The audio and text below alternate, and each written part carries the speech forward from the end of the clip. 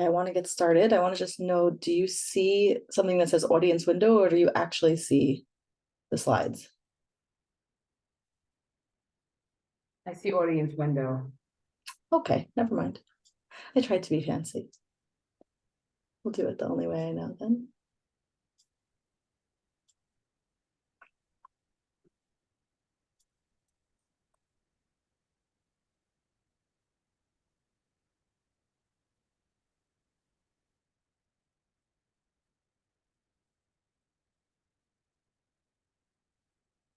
Okay, now that's working. Yeah. Excellent. Okay. So there are many ways that I could have chosen to use this space and this time. I am choosing to use this time purely for education. So I'm not going to be providing any you know, intervention here. I'm just providing education. Because of that, the chat box is really your friend. I want you to use it. Okay, so let's get started. The topic that I'm presenting on is supporting our daughters in times of crisis. My name is Dr. Chaya Liba-Kobernik. I'm giving you a little context for what we're doing here today. I am not personally affiliated with any organization. I am founder and director of a group psychotherapy practice called the CBT-DBT Center. We specialize in evidence-based mental health care for the frum community. We're just trying to fill an obvious need here tonight, today, whatever time zone you're in. I'm certain I won't cover everything, and I'm certain I will offend somebody. Please help me out to avoid that as much as possible by using what I intend to be an extensive question answer session today. So I'm hoping to talk for about 30 minutes, and then I'm hoping to answer questions for 30 to 60 minutes following that. Several questions were submitted already to our office email, and those I already have lined up ready to answer after we're done with my first 30-minute talk. And please continue sending in questions to the chat box. You can send it directly to Leah Shore. Dr. Leah Shore is a therapist at our practice, and she's monitoring the chat box. If you send it directly to her, then it's anonymous. No one else will see it. She will get it directly to me by the time I'm answering questions. You can also send to the general chat. That's also absolutely fine. Okay, so I wanted to just give some psychoeducation about suicide. I hope this will only be informative and only be helpful. That is my intention. So suicide is a long-term solution to a short-term problem. The short-term problem is seems to have no apparent solution, which is intense emotional distress. And because of the high emotional pain of that short-term problem, of like my immediate problem, my problem solving in that moment of intense emotional pain is ineffective. Does that make sense? So I have a long-term problem, which is I'm in intense emotional pain. Because I'm in intense emotional pain, I'm sorry, I have a short-term problem of intense emotional pain. Because I'm trying to solve that problem, I think of a long-term solution, suicide, hopefully not, but suicide, which is a long-term solution, but it's an ineffective solution for many reasons. It doesn't actually solve the problem, but I'm not at my best problem solving when I'm in high emotional distress. So therefore, if I can bring down my emotion, then my problem solving abilities will get better, will immediately come back, and I can use more effective skills to manage my emotions. I just want to also note in this context that I choose to use the term death by suicide rather than committing suicide. Committing suicide connotes committing a crime. It sounds more like a crime or like a sin, which we don't want to imply. We want to make it easier to talk about, not harder to talk about. Death by suicide communicates more of an illness side of this, which is what we're trying to communicate with this language. Okay. A brief guide to our emotion system and how our emotions work. To be mechabed, the niftaras, curiosity and stam talking has no place. I am hoping that nobody intended to join today from that place. That's nothing to do with what we're talking about here. We're only trying to best cope with a tragedy. And in order to best cope with a tragedy, we must give space for emotions. We must give space for grief. We must give space for any other emotions that are showing up. Talking about it descriptively, each person from her own place, with a focus on grieving, enables successful grieving. When I focus on facts, what am I thinking? What my experience is, what I actually know to be true, rather than my speculation or my judgments or interpretations, then I enable appropriate, healthy grieving, which is extremely important right now. And I also move on to other things, such as ordinary daily life, so that the emotion system, that high intensity that we're experiencing, gets a break. We can't hold on to this. We can't sustain this reaction so long.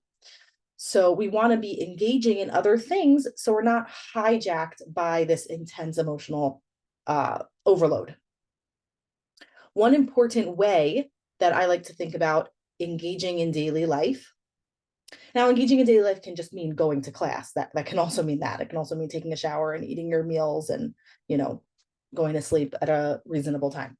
But I like to think of emotion vitamins, or frame it that way, just like we take a regular vitamin as a preventative. An emotion vitamin, and the purpose of taking the vitamin is to make our body stronger in order to be able to withstand extra stress on the body. We take emotion vitamins to be able to withstand extra emotional stress on the body. So our emotions depend on what we are paying attention to. And so therefore, when we're purposeful and intentional about what we pay attention to, our emotion system can kind of regulate more and we can take more emotion vitamins.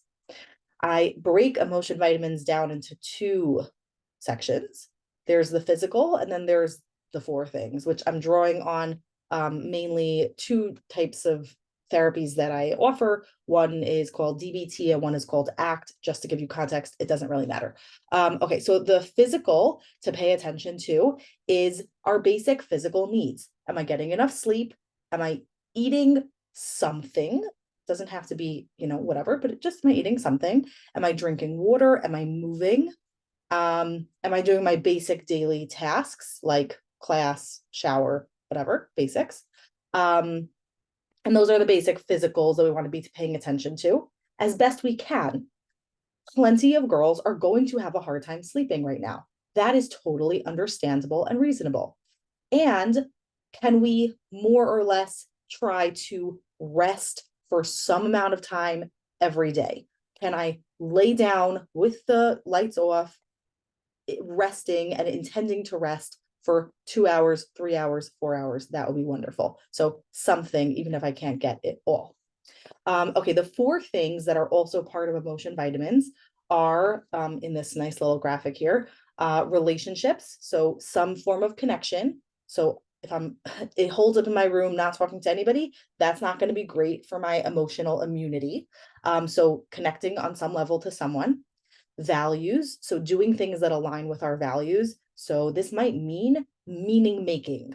Can I make some meaning out of a tragedy that can somehow make me feel more aligned with my values? Or what can I do today that's aligned with my values?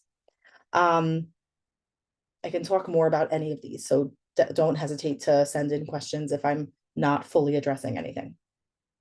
Accumulate positives, so do things that give us a sense of pleasure, things that are joyful and pleasant for us, like watching the sunset or going to a beach, or not the weather yet, but fine. Or spending time with somebody you enjoy spending time with, playing a game, reading a book, taking a hike. Okay.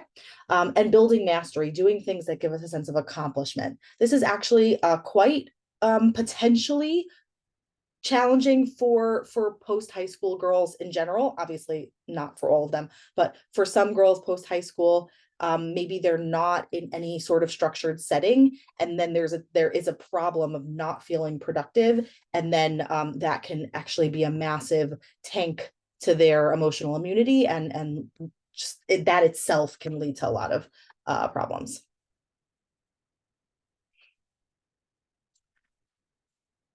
So what we're trying to facilitate right now is accurate expression and validating response as a cycle to support healthy grieving. If everybody involved focuses on facts, including emotional facts, which means I feel XYZ, as opposed to, this is the worst thing ever, or I can't handle this, which are not facts. Fact is, I feel sad, I feel overwhelmed, I feel guilty, whatever it is. So that focus on facts leads to accurate expression. I'm sad. I don't know what led to her killing herself.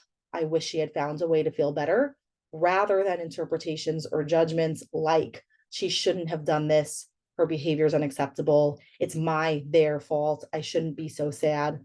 They should have handled this differently, et cetera, et cetera. That all helps facilitate healthier grieving and processing of this. Yeah, so healthy grieving involves allowing sadness, allowing accurate expression of my emotions, soothing or some form of caring for those emotions, followed by validation from others or self-validation. So I'm okay. Like, it makes sense that I'm experiencing this. It makes sense I'm feeling this way. And then moving on to other things, going on to the regular daily life. So we're going to make space for this, and we're also going to engage in daily life. Both of those things together are what's going to lead to healthy processing and grieving and moving. There are popular myths, for example, like stages of grief is a popular discussion, that can actually really mess up successful grieving. I don't want to go into that more, but I think that if don't focus on there having to be a particular way of grieving, other than this, that there needs to be allowance for accurate expression and validation of that expression of emotions. And there needs to be engagement with ordinary living.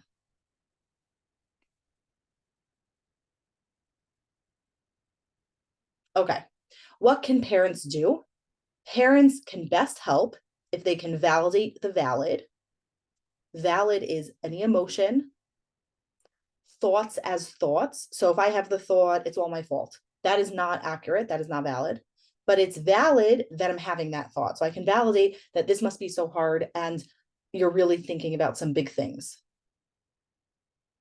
And not let their attention go into possible worst case futures.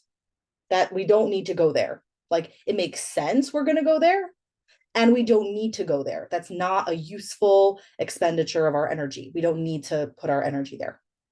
Okay. You can notice safety, like point that out to them, stay available for them, provide other activities or ideas or distractions, or just be available for them. And other cues for different emotions. So instead of kind of surrounding myself in the sadness and the grief, parents can support other opportunities. We're going to go out for ice cream. Do you want to come with us? Or from afar, I'm sending you this really nice thing that I read. It might it might be helpful for you. I really enjoyed it. I'd love to share it with you. Parents often get scared. Scared is a very reasonable emotion to be feeling right now. And parents' response to that emotion, and all humans' response to that emotion, is an urge to over control. That response will bother your child and lead to likely escalation of emotions, which we don't want. We want your child to feel safe relying on you. So that response will not be helpful. You do need to tolerate some uncertainty, which is supremely uncomfortable and supremely difficult to sit with. Parents also need to regulate themselves. This is very, very hard because this is a very big situation. It does mean you can have emotions. In fact, I invite you and encourage you to have emotions, because if you don't, your child has no opportunity to see you model healthy emotional regulation if you don't have emotions. So there has to be expression of appropriate emotions, but also modeling appropriate regulation of those emotions. For example, you can say to your child, I am feeling so sad about this. I let myself have a few minutes today to just cry thinking about the situation because it made me so sad. End of the sentence. So that shares that I'm having emotions too. And this is how I'm managing those emotions in a healthy way. This is really important. I really encourage you to trust the seminary that your child is in. Parents might, okay, I have a lot to say on this. You chose to trust your child to this seminary. And by not trusting them all the way, you're communicating a lack of safety to your child. They are at this seminary and they need to feel safe there. And this goes, this is in all of chinuch, wherever you choose to send your child.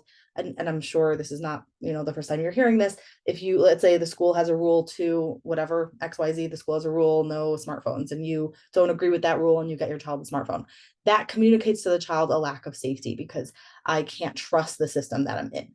So the same thing is going to apply here now. If you don't trust the seminary your child is in to do a reasonable job taking care of your child, then there's a lack of safety there. And that's really going to make it very hard for them to have a successful year. And so, and also don't underestimate the seminary, because really these seminaries do a great job of trying to care for their students. They know the resources available. They understand that many students struggle with mental health needs, and that even wonderful girls struggle in some way and can benefit from mental health support. And being open with the school about this can be valuable, and communicating trust in the seminary to your child as well.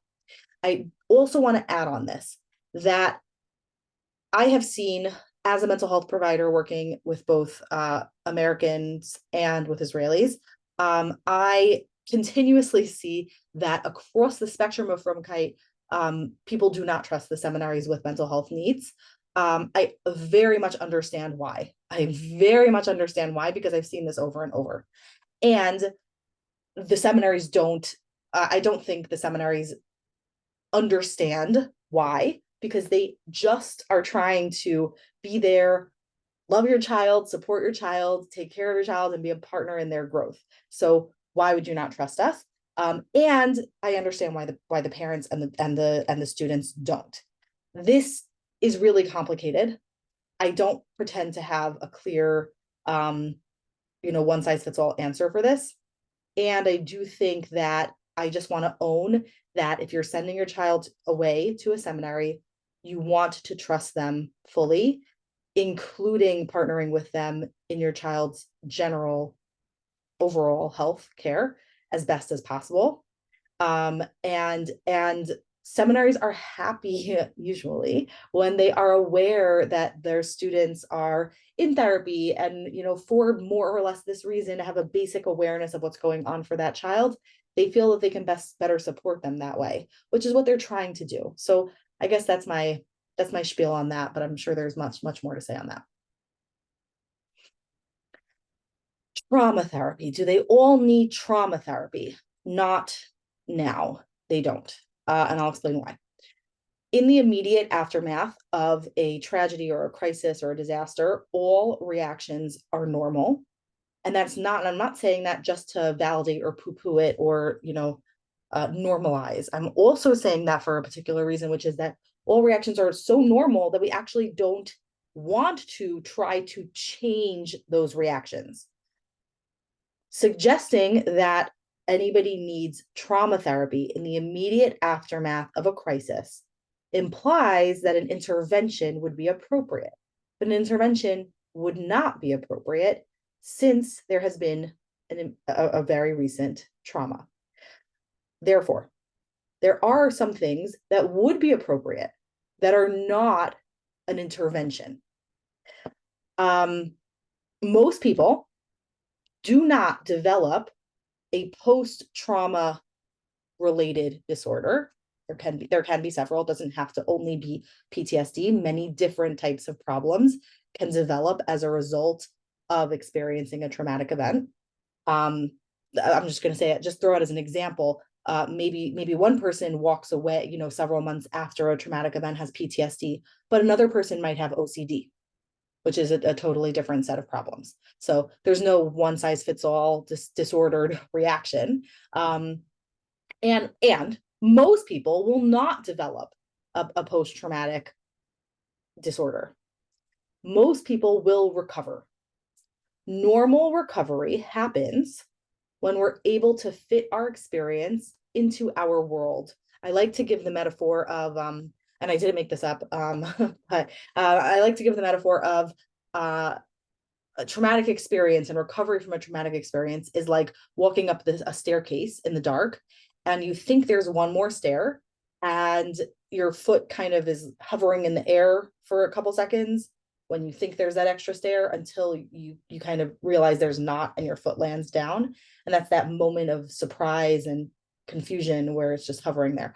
And normal recovery is that confusion, that unsettled, what's happening now? I don't know how to fit this into how I experience the world, until the foot lands down on the floor. And most people will have the foot land on the floor. That will happen for most people.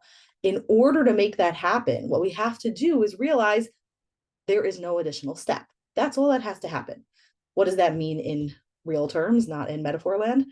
In real terms, what that means is I have to mentally move myself into a world in which this happened, which is going to involve allowing my emotions to catch up. And in order to do that, I'm going to have to sit with the reality. So many people, and I would assume many parents, might be supportive of distracting yourself as much as possible.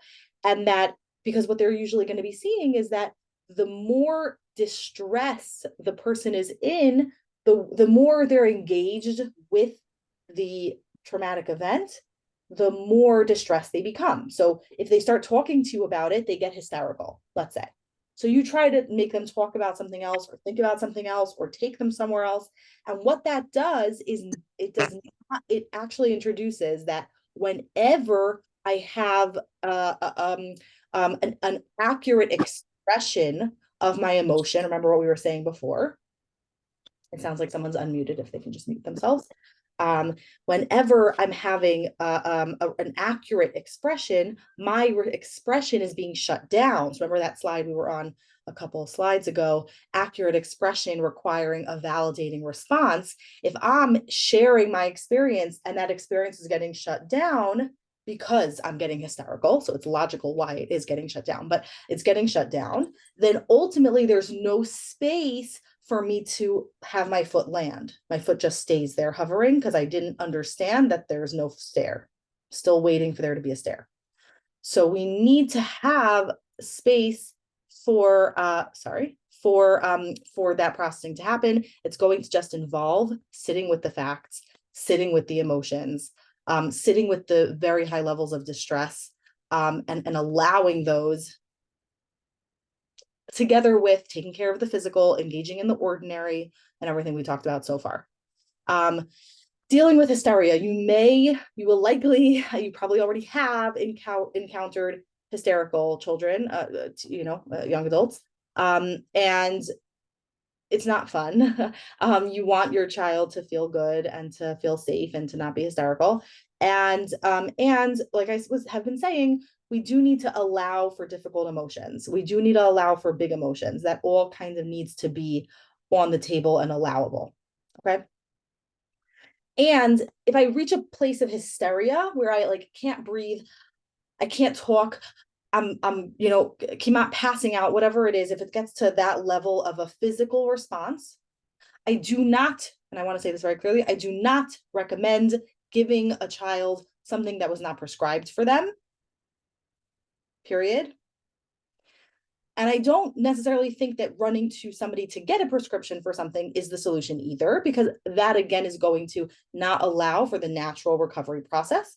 If it's a one-time thing and you really feel, then that's your prerogative as parents. I'm not going to get involved in that.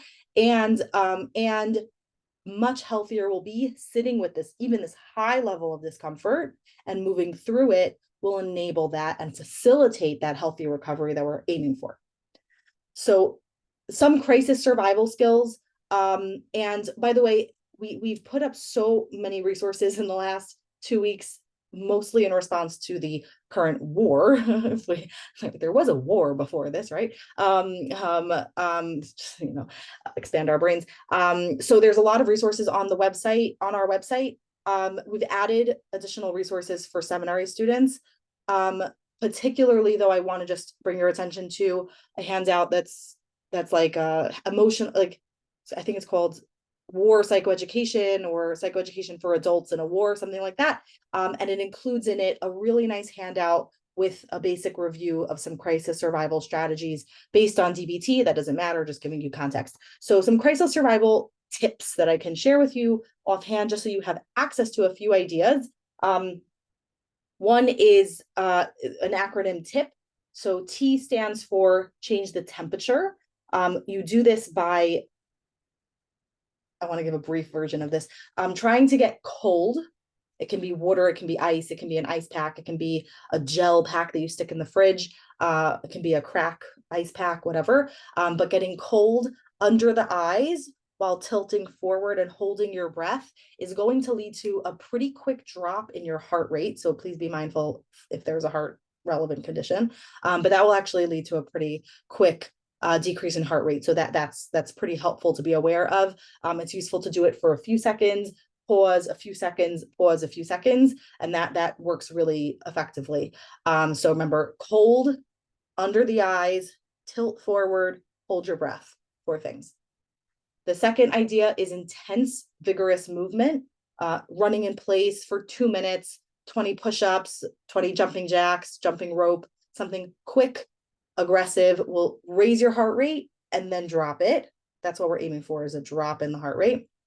And the last one I'll mention is paced breathing. So I'm sure you're going to hear of 700 different relaxing breathing techniques. I don't particularly subscribe to any one, other than focus on longer, slower out breaths. So when somebody's hysterical, they'll tend to sound something like they're taking in more oxygen in order to prepare their body for battle, which is not necessary right now. There's no battle. Or obviously to deal with an actual crisis, but there is no crisis right now. So we want to focus on longer, slower out breaths. So more like, so you can coach someone to do this, and you can coach your daughter even on the phone to do this by saying, I want you to breathe with me. In, 2, 3, 4, and out, 2, 3, 4, 5, 6. So you're staying with them. It doesn't matter the pace. If you want to do 5 in, 7 out, 4 in, 8 out, I don't care. None of that matters. As long as you're having those longer, slower out breaths and the holding a particular pace. So holding any particular count will be helpful. A general overview of some other areas that can be helpful. Any ways of distracting yourself. This is temporary. I don't want people distracting themselves from something that they have to deal with. This has to be dealt with. If you're consistently distracting yourself, you are not going to be able to facilitate natural recovery. So, but at the same time, if we're hitting crisis levels, if we're hysterical, then some distraction would be helpful. Anything, talking about something else, playing a game, reading a book, taking a walk, anything that's distracting. Self-soothing, so soothing your 5 senses, anything that engages the 5 senses, smelling the roses, looking outside at nature, looking at pictures of people you love, listening to nice music, putting on lotion, or wrapping up in a comfortable blanket. Any of those are physically soothing. I'm not going to go into the improved skills, but those are mentioned in the handouts that I referred to. Should they leave? You should ask your Rav that question and the seminary. So I cannot answer that question. And in general, I will say in general, no, I don't see any reason why any students should leave. I think the Gedolim have been pretty clear about not leaving in response to the war situation. And in general, we don't validate the invalid. Needing to leave because I've just been through something big doesn't add up. It's not a reason to leave. Doesn't provide a reason for leaving. It's a choice. Everyone's gonna have to make their own choice. And there's no right choice for everyone. And as a general response, I don't see any reason why anybody needs to leave. Dealing with big questions. This is going to raise very big questions for your child. I am positive. It's okay to say that you don't know. If you don't know and you answer as if you know, you will very likely leave your child feeling much more frustrated and much more unable to have that accurate expression, validated response, because what they said was not heard and it was kind of shut down. So much more helpful to say, I don't know, let's find out if you're not sure. Work together with the seminary. They are there to help with this. They want to help with this. We also put together a handout that's on our website. Particularly, it's called Dear SEM Student, and it includes in it a list of questions and answers that we have been hearing from students over the last week or less than a week, that we've been hearing from students over the last few days. These are not from one particular student. These are questions that we were consistently hearing. And yeah, so I hope that will be helpful. And I've already gotten feedback that that's been pretty helpful. So I would assume that that could be a good resource. Okay, we're up to questions and answers. I do want to give a note that I did consult with Dr. Alan Fruzetti, who is a big psychologist in Boston and works with families and does particularly postvention for suicide. So yeah. Okay, so I'm going to stop sharing and I'm going to move to questions. You can continue to send in questions to the chat, and we're going to do our best to keep it organized and aware of everything.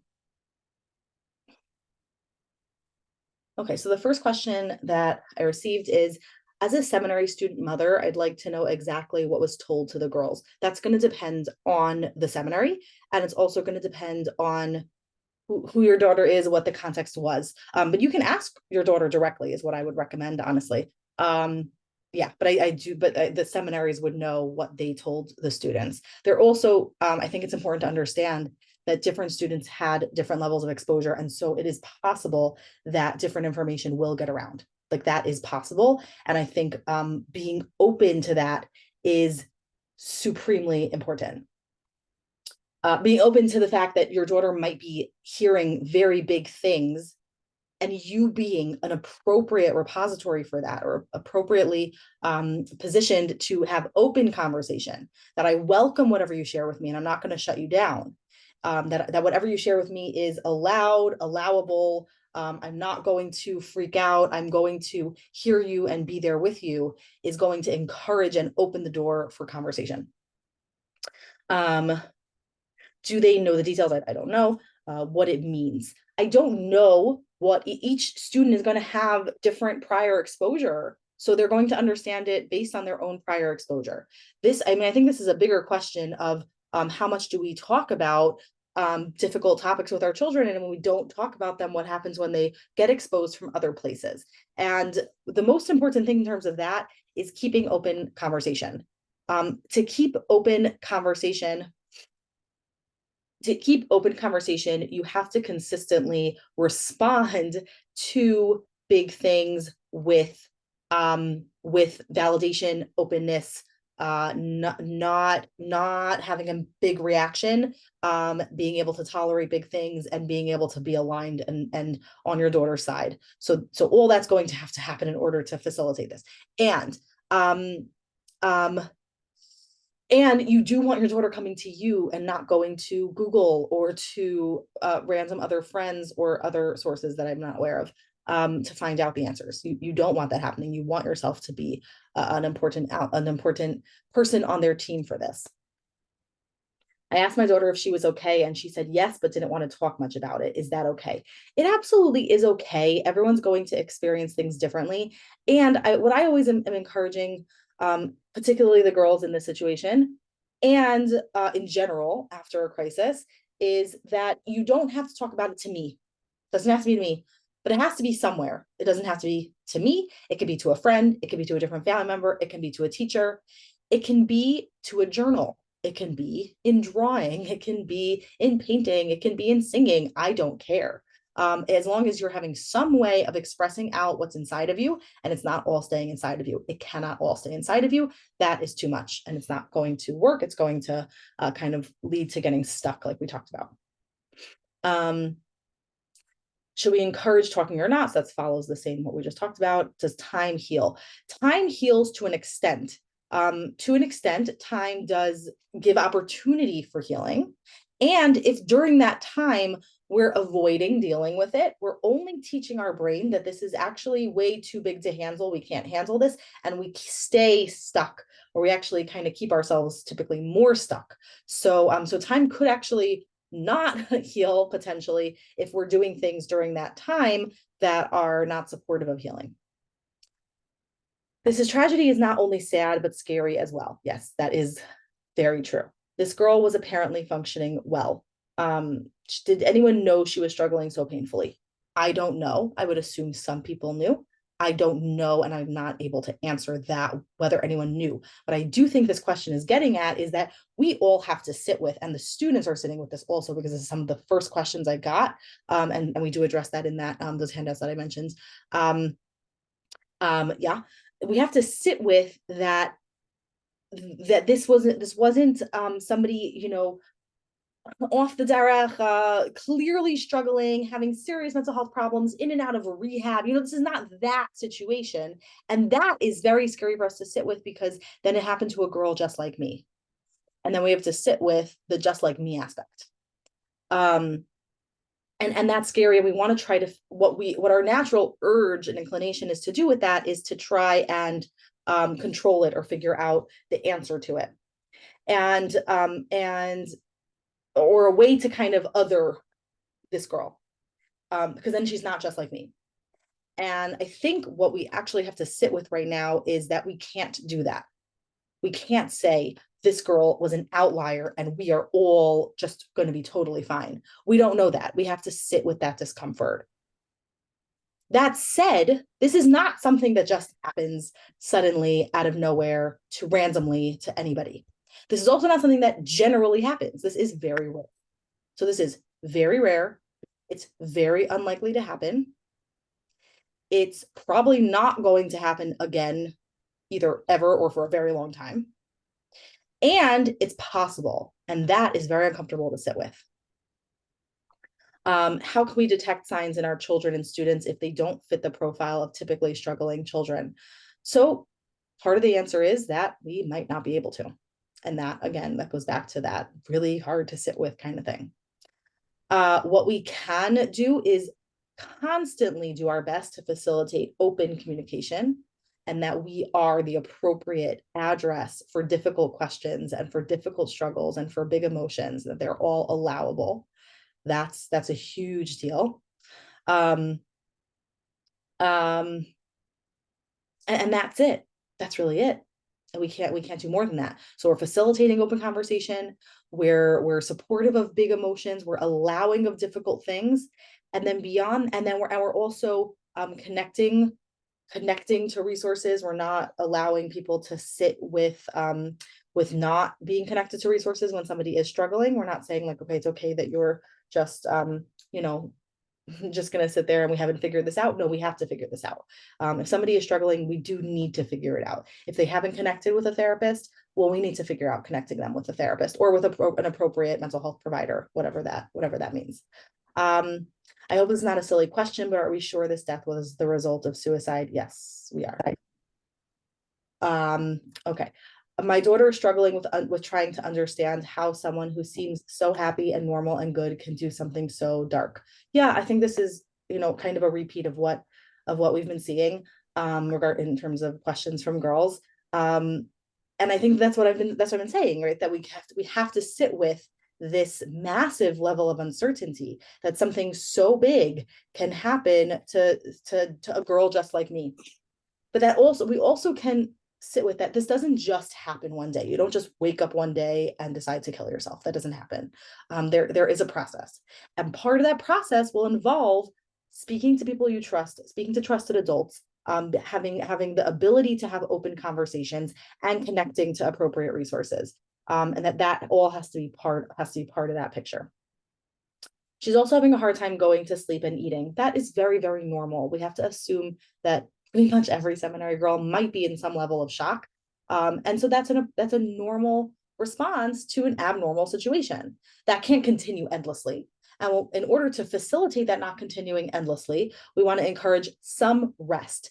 Even if you don't fall asleep, if you lie in bed for 2 hours in the dark, in your pajamas, not in your clothes, with your glasses off your face. There's some basics that I've seen. Just take the glasses off, take the shoes off, get in pajamas, get under the covers with the lights off, in fully intending to go to sleep. Even if you don't go to sleep, lay in bed for an hour with the intention of resting your body. That is wonderful. Okay. Maybe we're not going to sleep right now. Okay, what's the best we can do? Eating something. Maybe I can't have a meal right now, but can I drink a glass of water? Can I have a cracker? Can I have half a sandwich? Is there something basic that I can give to myself right now just to facilitate moving towards the ordinary? I'm not sure if it's because she was never exposed to something like this that it's so hard for her mind to grapple. Different girls are going to have different responses. I don't think that there's some people will say, well, she was very close with her, or she had no connection with her. I don't know why it's hitting her so hard. And every person is going to respond differently. The reason why some girls might respond in a very big way, even if they had no connection with this particular student, is because, again, like I keep saying, it happened to a girl just like me. And that is really mind blowing. And so that's a lot to contend with. That's a lot for my mind to grapple with or catch up with. And we have to kind of understand that and allow for that process while also supporting that moving towards the ordinary living part, right? The validating the accurate expression while moving towards ordinary living. The girls are wondering how no one realized what was going on with the Niftaras. What are the warning signs to look for in others and even in themselves? I think we answered this. How no one, I don't know that no one realized. I don't know that. I do think that we do have girls who are struggling in very big ways, who are also seemingly high functioning, normal, average, wonderful girls who have also many wonderful qualities and are wonderful girls. It's not to say they are wonderful girls. They're just also maybe struggling in big ways. How can we know? We can't necessarily know. We might have to sit with that we don't know. And we also can ask, keep an open door policy, respond appropriately when things are shared. If we respond with fear or with like judging or blaming, then yeah, we're going to shut down those responses. We want to create an open atmosphere where responses are encouraged and allowed and wanted. Okay, and that's going to be part of this. Something I also was sharing with girls in response to that is we can just assume. Why don't we just assume that every single girl, no matter how even, normal, happy, seemingly regular functioning girl, deserves and needs support, love, respect, compliments, attention. They just all need it. The end. We don't have to wait beyond that. So maybe that's something for us to take with us. Can it be that a seminary girl is really doing okay post this event, or does it have to mean that she is suppressing her emotions?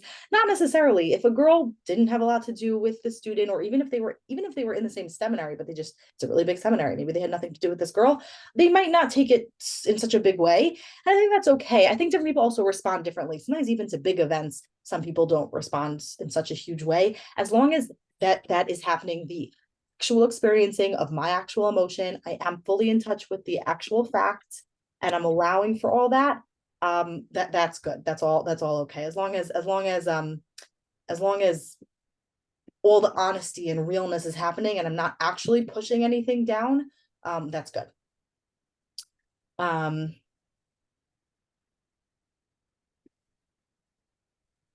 If there's a seminary girl who exhibits some anxiety, black and white thinking, tends to catastrophize every event, but still seems to be in the realm of normal reactions and refuses therapy, is there any way to use this event to encourage her to go for help, to learn techniques without causing her to panic? Oh, I'm so sick that you're worried about me too now. So actually, I think this is really a wonderful opportunity for you to be honest. You can say, hey, I've noticed that this seems to be something you struggle with. I don't know if it's true, but that's what it seems like to me as somebody who loves and cares about you. Since I've been thinking about what happened, I really want to make sure that you just get the help that you need now. Like, why do we have to sit in the struggle that you're having any longer? Like, let's just deal with this, right? And say honestly, I'm worried that you might think this means that I think XYZ. I don't think XYZ. I just think let's deal with the problem that we have. The more honest, the more your whole reaction, you don't have to sugarcoat that. You can just say it exactly as it is, coming from that loving, caring, concerned place. That's all extremely valuable. How can I know that how my daughter's doing if she doesn't ever share over the phone? She tells me she's fine. It doesn't give me any reason to be concerned other than the fact that she's not talking much about it. I think that you just keep continuously offer an open door policy. You say, well, I'm here, whatever it is, I want to hear. I'm not going to judge you. I'm not going to, freak out, whatever is going on. I want to hear about it. And you just continuously offer that. This is true, by the way, of all relationships. Sometimes people are not necessarily as responsive as we want them to be or as connected as we want them to be. And as long as we continuously say, hey, I'm here, whatever it is, I am here. I wanna be there for you. I'm not gonna freak out about it. And you just keep on offering that, and Mirza Hashem, it happens.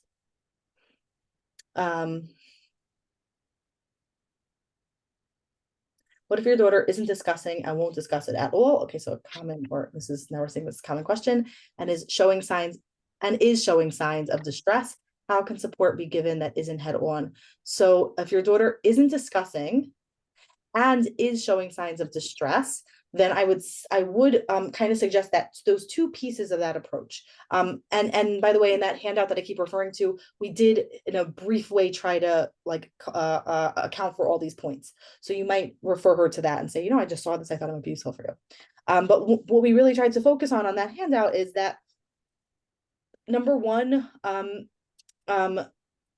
take care of yourself physically, right? So take care of those basics, like we mentioned, sleep, eat, go to class, do ordinary things, and express what's in your head. Doesn't have to be to me. It can be in a journal. It can be in a play. I don't care. Some form of expressing what's going on in your head, so it's not all stuck in there. And I think just continuously encouraging that, and also just validating, like, hey, I see that you're struggling. Like, I see, what are you seeing that's telling you she's in distress? Say, I see that. I see that distress. And I'm worried about you and I want you to feel okay. Could you try this or this? Let me know how it goes. I'm thinking about you. What if the hysteria comes through about something seemingly unrelated and the kid can't tolerate being talked to about what they might really be upset about? When somebody's hysterical, we don't have to talk about the thing. We could, if they're hysterical about the thing in a very clear way, about whatever their reaction is, if they're hysterical about that, then we can talk about that in the context of hysteria. That's totally fine. Hysteria is not dangerous. And if they're hysterical, we can just focus on calming down a little bit. We don't have to, force that in that moment. And if they're talking about something unrelated, I would just come back to, like, can we breathe together? Can we get some ice? I spend time holding ice with girls on their faces. Like, just, that's all that's needed sometimes, is just, we just bring the intensity down a little bit. Can we just breathe together a little bit and just calm down a little bit? And then once we have the front part, that thinking part, problem solving part of our brain back on, now we can have more of a conversation. If they're blaming it on something unrelated, allow that. It's okay. You can listen to that too. And then you can ask, how are you feeling in a calmer time? How are you feeling about this? And direct attention back to this and just see what happens. Allow space, but don't force. That's very, very important about this, like, acute trauma, acute stress phase, is that we're not forcing any intervention or anything that has to happen. More, we're allowing for whatever's coming up wherever we are now. It's all good. It's all okay. I'm curious about a question I was asked. Did the girl know she was about to commit suicide and she just didn't tell anyone? That's just a general question about the nature of death by suicide. I don't know, because I didn't know. I wasn't in that moment with that person. So I don't know. But I think what these questions are getting at is this, I think these questions are coming from a place of, is this going to happen again? Is this going to happen to me? Yeah. And what we have to sit with is that, yes, this could happen. It probably won't. There's a very good chance it won't, but it could happen. And it's not something that just randomly, spontaneously, out of the blue, out of nowhere happens. There are factors prior that get us towards this. Okay. And so as long as we're dealing with the factors that get us towards this, we're moving in the right direction. Um, okay. That's the end of the questions I had on my list, but I think more questions came in directed at me personally. Okay, so I'm gonna try working through the chat box, but bear with me as I'm trying to get to everything. I want to know, I'm not a mother of a girl, but I live in Israel and have a lot to do with some girls, and I can use some guidance on the past week's event. Can I still listen in? Yes, b'simcha rabah, and feel free to share. This is directed at parents of some students and, anyone who would benefit. My sister-in-law wanted to hear this but couldn't make it. Can it be shared? Bezrat Hashem, hopefully the recording will cooperate with us and it should be shared on our we have a YouTube channel. I don't know. I'm going to try to figure out if we can do it like a direct download as well, since not everybody has access to YouTube. But yeah, Mirza Hashem, the YouTube video should be available on our channel. If you search the CBT DBT Center, our channel will come up and you'll be able to find all our videos there. And then we're going to try to figure out a way to have a download of the audio of this as well. Is it helpful to get all the details? No, we have to deal with facts, right? We can't blind ourselves to facts.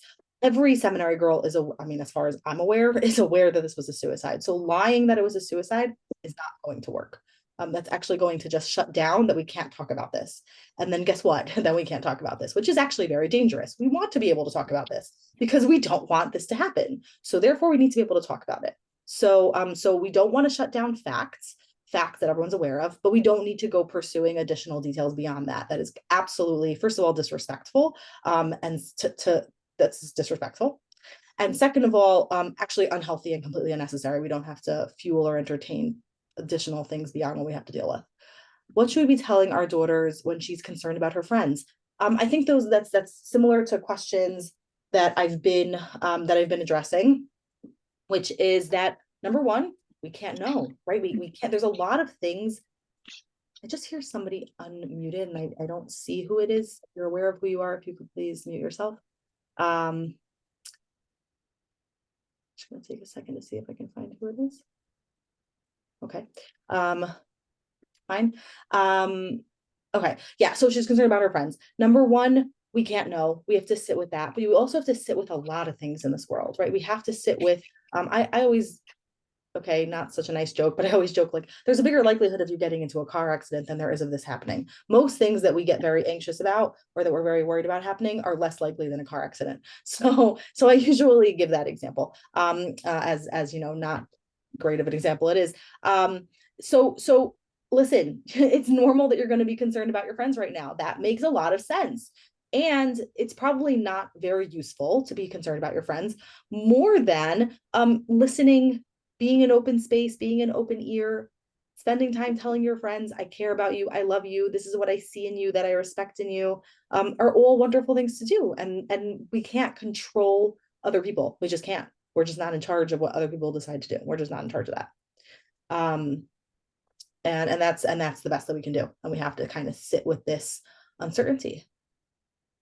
My daughter is a classmate from home in a different seminary. She told me she is just hiding her feelings now because she thinks no one is really comfortable having a sad girl around them. So she's pretending she's totally fine. And when she needs, she goes to her bed or bathroom to cry. Is this a healthy way of dealing, or is she suppressing her feelings? That's a great question. So first of all, I don't think that no one right now is comfortable having a sad girl around them. So you can share that with her, that people understand that something really big happened right now and people are willing to make space for that. So feelings are allowed. And also maybe not every space. Maybe if there's a bunch of girls having a great time and playing a game, maybe that's not the place to put yourself when you're feeling really down. But sharing with your friend that you're feeling really down might be a very appropriate space, and your friend might be very grateful that you're being open and sharing with her, right? Think about all the questions of how can we know what's going on with our friends. You shutting yourself down is not helpful. That just makes everybody more anxious. They want to hear from you. They want to understand how you're doing. I don't think that it's suppressing her feelings, because not like she's allowing her feelings, she's just not allowing them to be shared, which makes her feelings more unacceptable, which is one of the things I would worry about. We want emotions to be allowable and acceptable and tolerable and able to be experienced in a shared way. So for her to be able to be sad and share that with you, or to be able to share that with friends, would be very valuable for her to try to get that shared experience, or that external validation is what I was looking for. So it sounds like she's having the accurate expression, but she's not having the validation. So for sure she can self-validate, but if she can also get external validation, that would be phenomenal.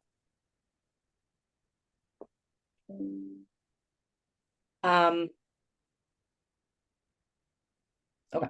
What are the signs to make sure we don't miss this type of illness in our own children or students and friends?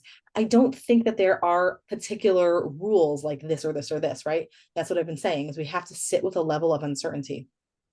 We cannot guarantee that this won't happen again. What we can do is make it allowable to discuss things that are difficult. Make it allowable to have big emotions.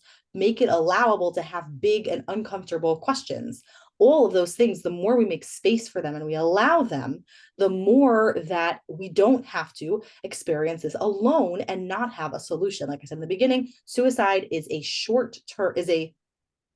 short-term solution to a long-term problem.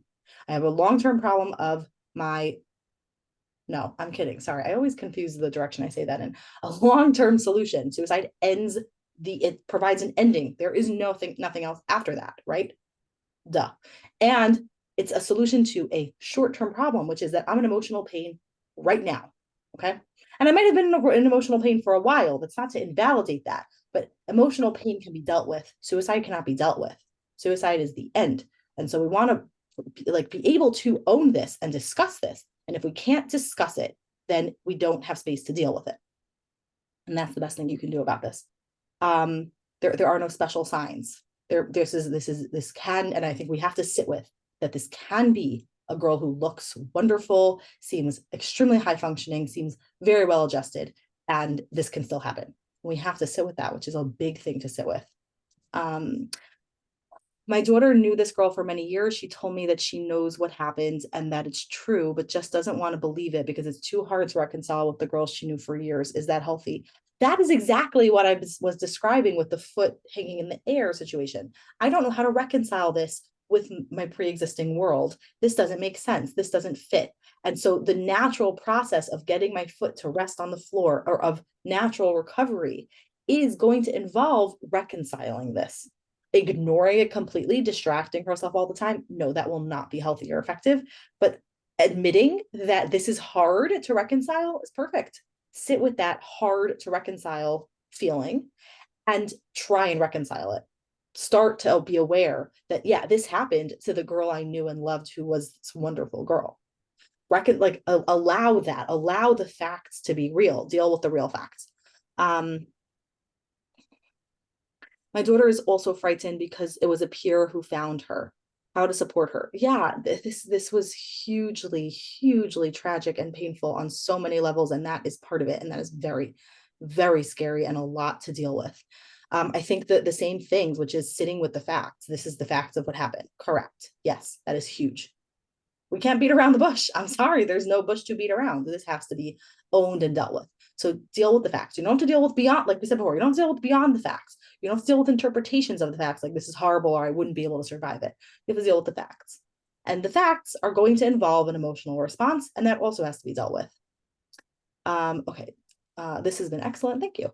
Where can we find these handouts that you're referring to? If you go to our website, I'll send it in the chat box. It's the cbtcenter.com/store has and for all these things we're making free. There's a lot of resources there. Any chance the slides will be made available? That's right, Hashem. We could do that. Yeah, that's a great idea. Yeah, we can do that. We'll probably also include it on that store. So keep checking back on that store because we keep sharing more resources there. It's so hard as it's the beginning of the year. So I'm still trying to make friends, and it can be hard to make friends so quickly so they can feel even more alone, and so hard for them to how can we help that aspect. Yeah. So I heard somebody say this is kind of like, this is like three strikes. Like you're in a foreign country early in the year with people you don't know, away from home for the first time as a young woman. We're in a war. Not to mention that most of your high school was revolved around Corona, and now this happened. So three strikes and you're out. This is a lot to handle, and this is a lot for adults to handle. So first of all, just validating that and allowing your child to have their full reaction to this.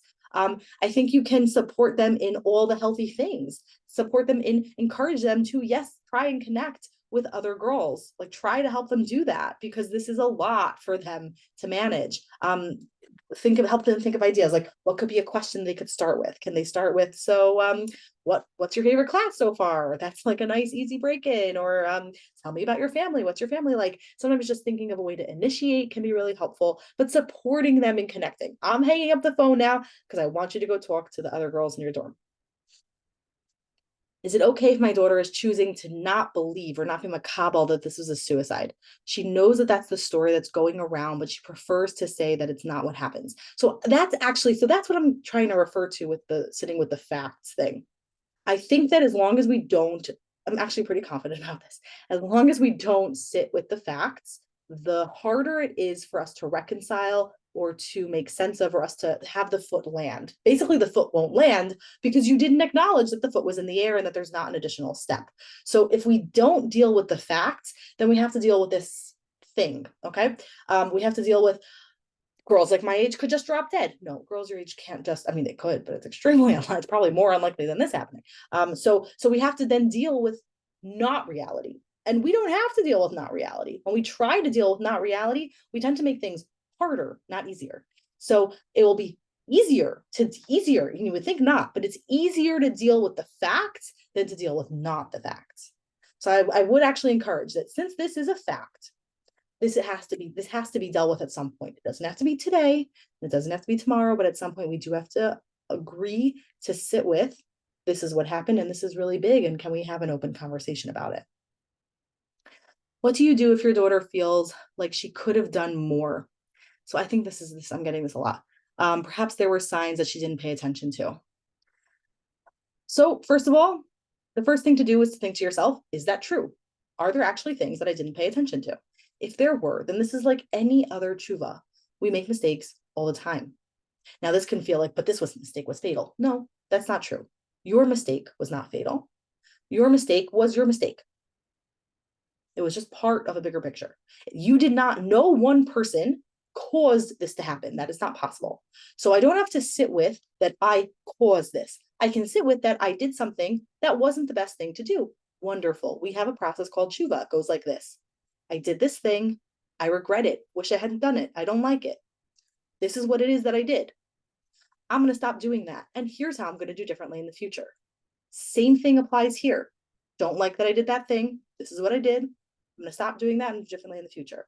I'm guessing that the main thing here is that no matter who it is, and no matter how fine they look, I'm going to work on anyways providing them with support, care, validation, respect, compliments, check-ins. I'm going to provide that for every high-functioning, awesome girl who seems to not need it from me, because I don't know.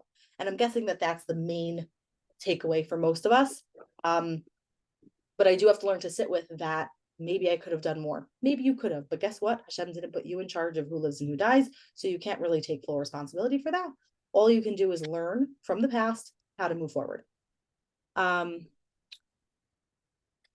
daughter was a good friend of the Nateris. At what point do I worry that she needs more support?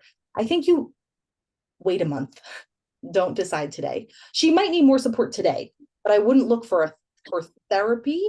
If you're looking for a therapist now, I would be very mindful of working with a therapist who is not going to, who is clear that they are not providing trauma therapy or an intervention. I would want you to only work with somebody who understands that they're providing kind of crisis support or something that's called psychological. He's not muted. Thank you so much. Thank you. So yeah, okay, so something that's called psychological first aid is often what's recommended immediately. Is I just okay, you get that. Nobody gets unmuted. I thought we said something like that. Really? Wow.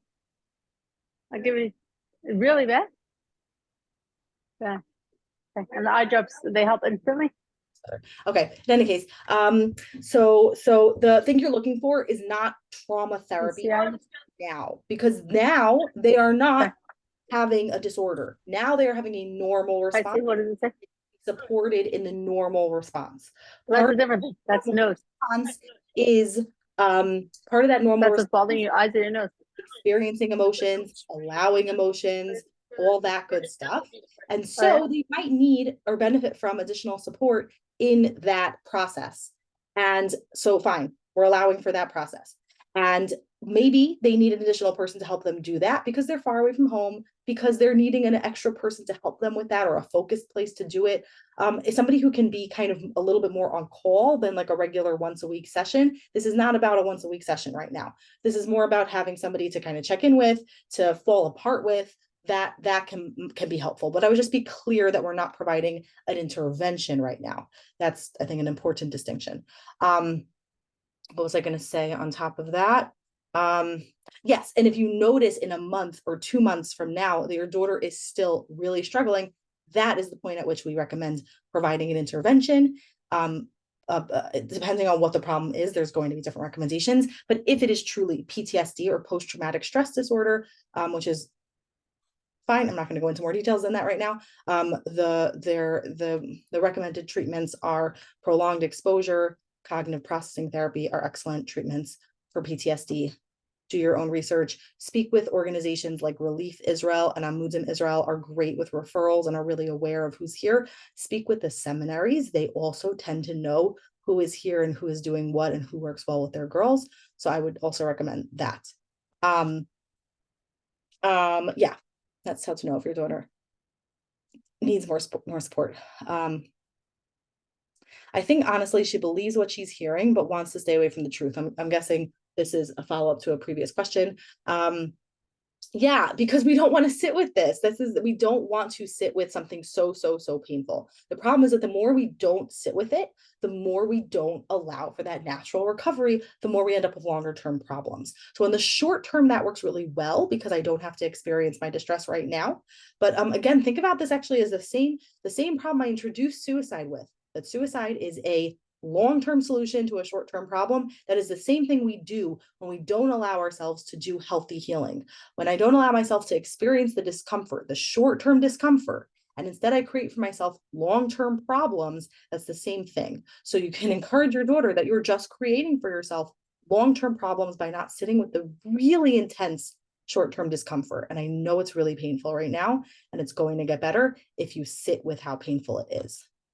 Is there any specific thing to know about interacting with the peers who found her? Or as a friend, should they just be there like normal? I think there's nothing special. I think it's just understanding that these girls can probably use additional support and providing them with that. I think this is something I've been saying about a lot of people have been asking prior to this. People were asking, what can we do for Israelis or people who are in Israel regarding the war? And something I've said is just check in, just even ask, like, how are you doing? How are you feeling today? Like, this is a lot that you're going through right now. How, like, just checking in, I think, can be really valuable. I think the same thing with these girls, providing them with space to have their feelings is really huge. And just saying, like, hey, I care about you. How are you doing? Just asking that and being okay with backing off if they don't want to go there right now.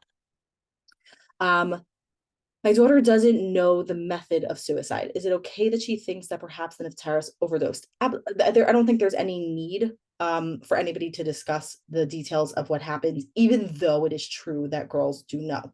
I think that we can't we can't deny it if it is discussed. We can't deny it. We can't ignore facts. And we don't have to openly discuss it. It's unnecessary amount of detail.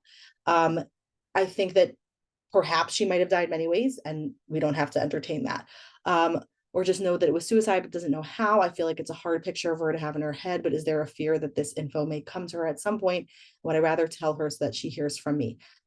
If you do know, it's a little bit tricky. It's a little bit tricky. And I will say that I'm not going to give a firm answer. What I will say is the important thing is that you, and that's why I'm kind of leaning towards, yes, you would rather it come from you than from someone else. You would rather her, if she's going to know that you knew and you didn't discuss it with her, then it's unacceptable to discuss. And so you want to be clear that it is acceptable to discuss, whatever it is and however big it is. I am your parent, and I will always be able to discuss everything with you, no matter how big it is. Because if it's not discussable, then it's not allowable, and then we can't deal with it, and then here we are. So everything has to be possible. Okay. So if there's a chance that she's going to find out and she's going to know that you knew, then I would definitely not discuss it.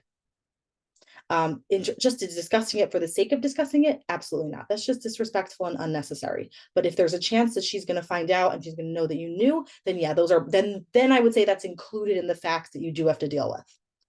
Okay, thank you so much. This has been so helpful. I see on your Instagram cover page that you give online DBT skills from teens, and I can't see the details clearly because I don't have an account. Can you please, we're not supremely active there. Can you please give me the link when you have a moment? Okay, so if you go on our website, the cbtdbtcenter.com, we have all of our services explained on there. We offer individual therapy, we offer group therapy, we offer comprehensive DBT, and we offer many other evidence-based services for the FROM community as well. Our FROM DBT groups are listed on there. And you can also just go straight to our contact page and call our office, and you'll get more information that way as well. But there's a lot of information straight on the website as well. I think that's all the questions that I'm seeing. If there's any additional questions, please send them in. I'll wait another minute or two.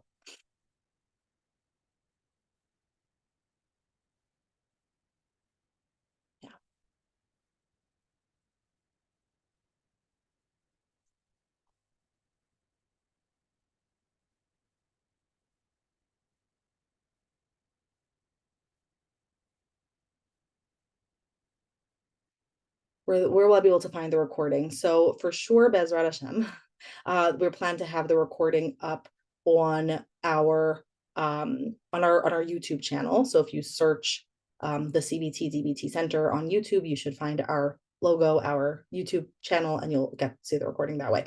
Additionally, if you sign up for our newsletter on our website, we'll send it on there as well.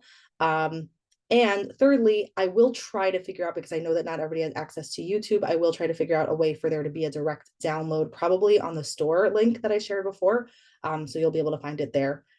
Yeah. Okay, why is it important not to have intervention now? The reason is because, firstly, there's very consistent research that it actually can be harmful. And there's very little in psychological research that has shown to be harmful, but this is something that we have consistent research, particularly post 9/11. We have very consistent research that shows that intervention in the immediate aftermath of a crisis can be harmful. That doesn't mean that we don't do anything. It just means that we don't provide intervention. We don't, because intervention presupposes that there's an abnormal reaction that we're trying to fix, rather than supporting the natural healthy reaction. So all we want to do is actually support the natural healthy reaction, which is done very well with things like psychological first aid or mental health first aid or whatever, which are all about kind of connecting back to the resources you already have, taking care of those basic physical needs that we talked about, taking care of those emotion vitamins like we talked about, managing crises, reestablishing safety, those kinds of basics. So that's kind of the important stuff. And an expression of the reality of the facts and the emotions, allowance of the facts and the emotions. Who are the best people to allow for facts and emotions? Probably people that the person already knows. We don't necessarily need an intervention for that. If they're not having a good space for that, then yes, having somebody facilitate that who's a professional can be helpful, but that's not necessary. Yeah. should every suicidal person go to therapy? Yes. If you're saying that the person is suicidal, then yeah, they should get help with that. I don't want them to have to deal with that alone. I want them to get help for that. Suicidality is not something that I'm supporting as a, I mean, there can be philosophical debates in the secular world as to whether we can allow people to just be suicidal without needing them to receive a mental health service. But as a frum person, I absolutely believe that anybody who is suicidal deserves and should have mental health support. And I'm coming at that. That is an assumption on my part. Okay, so I'm owning that. But yes, somebody who is suicidal should have mental health help because they should not have to deal with that. And that does signal to me that something's not right. I'm not comfortable living in the life I'm living. I want something to be different. Great, let's make that thing different and not die. Okay. Just wondering, I live in Toronto and one of my younger daughters knows about what happened and is asking questions about details. Is everything discussed for all ages or only for seminary girls and who had what to do with the Neftaris? Okay. Everybody has to deal with the facts that they have to deal with. If they don't have to deal with the facts, then they don't have to deal with the facts, right? If your child was exposed to anything big, yeah, they have to deal with the facts with that child, even though that's above their age level, because that was what they were exposed to. And not discussing it, like I've been talking about, is not allowing for the facts to be okay, to be discussable. So if this child is going to find out, then yes, you have to deal with that. But if they're not going to find out, then we don't need to just entertain this for our own entertainment's sake. That's very disrespectful. Absolutely not. We do have to deal with what we do have to deal with. So if there's a chance that this is something that your younger child has to deal with, then yes, I would deal with that as the parent rather than allowing that to sit. Because then again, this becomes unacceptable. And if you wanted to ask me about red flags, that's a big, bright red flag right there. It's just the parents' inability to deal with that with them. Same applies to boys in yeshiva who has heard about this. Correct, yes. But they have to deal with what they have to deal with. Not necessarily is that the same thing that the seminary girls have to deal with.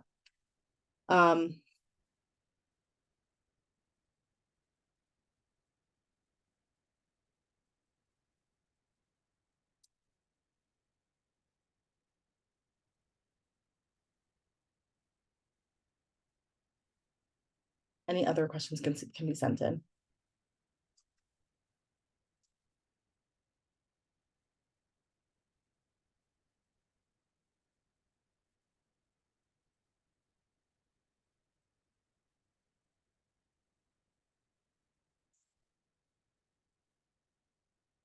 We are going to try to have an event more geared for young adults in a general way. I'm trying to think of a way that it can be most accessible for the most amount of young adults. So we're trying to figure that out, but hopefully in that forum we'll address some of the questions that might be facing, that they might be thinking about and not discussing.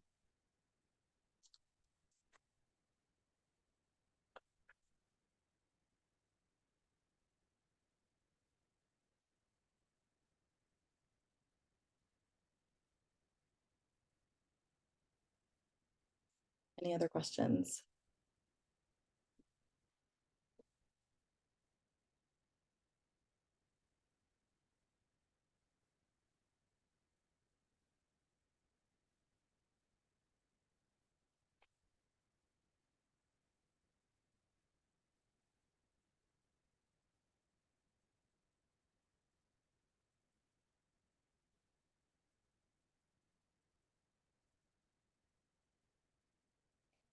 I'll stay on another minute or two and thank you everybody who came. I hope this was helpful in addressing what's been going on. I know this is a big topic and I'm sure there's lots more that we didn't get to. And I'm sure, like I said in the beginning, I'm sure I offended somebody and I'm sure I didn't address something else.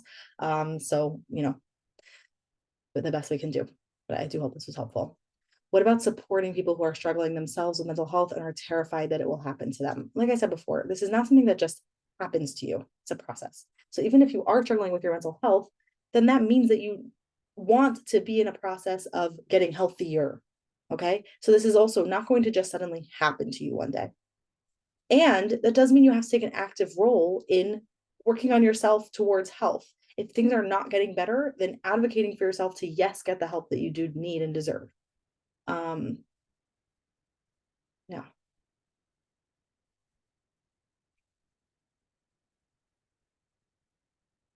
I think there's a lot of fear that we're sitting with right now, in so many ways, but mostly surrounding the topics that we've been talking about, like, this girl was just like me. Is this going to suddenly happen to me? Is this going to suddenly happen to my child? What's the right way of coping? Are they coping well? Are they going to be okay? I think that's a lot to sit with, and we want to find a way of kind of controlling that or making it be okay. And we can't. We have to sit with a lot of discomfort right now. But the best things that we can do are the things that we discussed, allowing for appropriate and accurate expression of emotion and thoughts and facts, and and providing validating responses to that accurate expression, like allowing for the expression and then validating that the expression is appropriate, that it makes sense that you're sad, it makes sense that you're overwhelmed, it makes sense that you feel whatever you're feeling, that you're feeling guilty, even that makes sense, even though it's not true that you did anything wrong, but it makes sense that you feel that way. Yeah. As long as we're providing space, we're allowing for people to kind of come down and let their foot rest and readjust to a world in which this happened.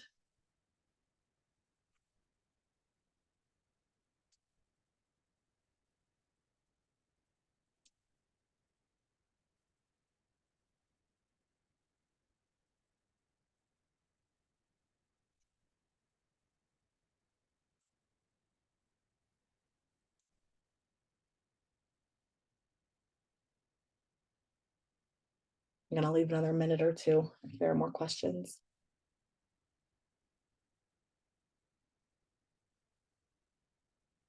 What to do if this triggers suicidal girls in seminary? Okay, there is a chance this will happen. It's a really great question, and I'm sorry I didn't address that earlier. Now a lot of people have left, but okay, it'll go on the recording, and there are still plenty of people here. So first of all, I don't love the word trigger. I find that word, I know therapist who doesn't like the word trigger, but I don't like that word. I find that it adds a lot of intensity to something that doesn't need intensity. Like I talked about earlier, we want to deal with facts. So if something sets off an emotional reaction in you because it gives you a prompt, something in you, a memory or a thought, calling it a trigger is only going to make it more inflammatory. So I don't like to call it that. I like to call it a prompt or a cue, or it brought this up in me or whatever. Let's call it what it is. But yeah, I think the fact is that this is going to this puts this on the table. Now, I have kept up to date on this area of research, and the worst is when a suicide is highly publicized in a very specific way. Mirza Hashem, that's not happening in our community, so that's already wonderfully protective. Also, so many people were here in this talk. Hopefully all the people in the talk are going to provide appropriate spaces for talking about and allowing emotions and reactions, no matter what they are. So that will also be immensely protective. People might talk about this more. It might be more in people's minds. And that has to be okay. Then we can talk about it and we can deal with it. The more unallowable it is, the more that we have to deal with it alone and not properly deal with it. So this might come up more. That's okay. We just have to own it and deal with it. And part of that is, like I said earlier, if somebody is struggling with suicidality, yes, they do need professional help. And professional help is available. There are mental health professionals, myself included, who specialize in working with people who are struggling with suicidality. There is no reason, as far as I'm aware, that anybody who is struggling with suicidality shouldn't get help. Other than that, we might not provide the appropriate spaces to allow it to be discussed. Other than that, this should be able to be dealt with. There's every reason that this can be dealt with.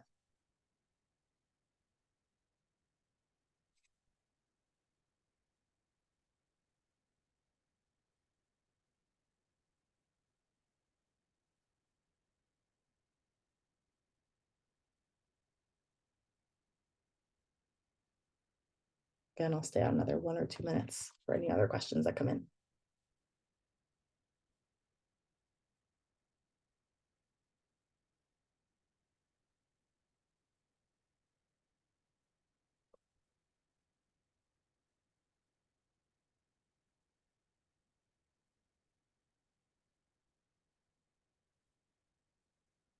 really, to everybody who came today, kol hakavod to you for kind of being willing to sit to talk about something that's very uncomfortable and very painful. And I think that as long as you continue to be willing to discuss very painful and difficult things, things will be good. I know that sounds counterintuitive, but that's back to that same, if we tolerate the short-term discomfort, we have long-term health. If we're not willing to tolerate short-term discomfort, we have long-term problems typically. So that's the main thing we're looking for. I can sit with short-term discomfort in the spirit and the efforts towards long-term health. How long is it important to distract? Briefly. Distracting, crisis survival skills, everything under that umbrella is all about brief. It does not solve any problems. It doesn't lead to any long-term health. It's a brief solution to a problem that has to be dealt with. I distract long enough, just long enough that my emotions come down far enough that I can deal with them instead of being hysterical or in a crisis over them. Yeah, so I distract just long enough to make it through so that I can do the real work. But a distraction is not a solution. It's never a solution. It's a short-term, short-term way of handling a big thing. Okay, as someone who has struggled with suicidal thoughts,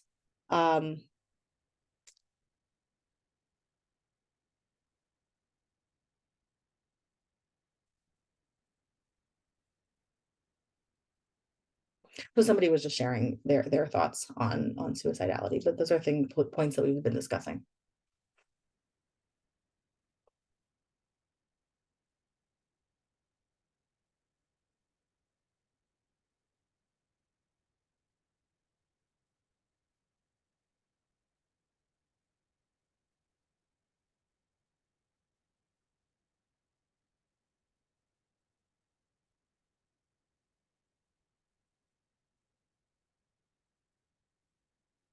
Is it not good to listen to someone talking about it over and over? So there's a difference here between expression and then like feeding or fueling or sitting in it.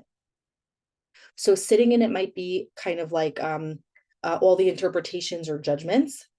It might be trying to like figure out or analyze. But expressing is just saying facts, what's on my mind, the feelings that are coming out of me, those basic things. So we want to sit with that and we want to allow that, and that all needs space and allowance and all that good stuff. But if we're kind of getting stuck in it, or like I call like allowing it to move in, we don't want to allow it to move in. That's not helpful. But we also don't want to shove it and keep the door closed and not allow it in. We want to allow it to come and go. That's the response we're looking for is allowing and then it passes. Allowing and then it passes, not feeding it or holding it or sitting with it.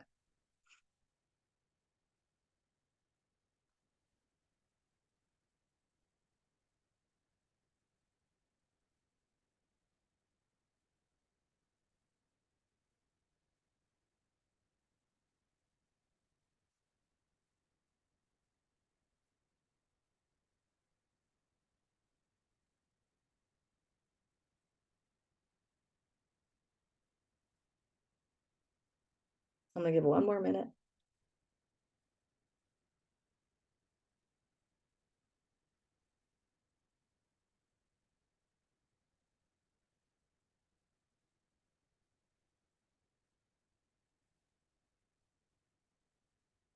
Okay, like I said, kol hakavod to everybody who came. I respect that. That means you were willing to discuss something that's very painful and difficult right now.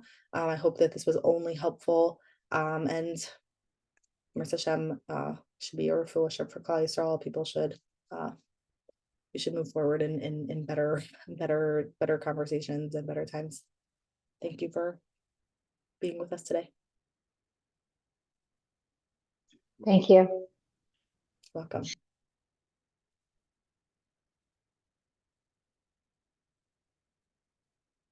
Thank you. Yeah, you're welcome.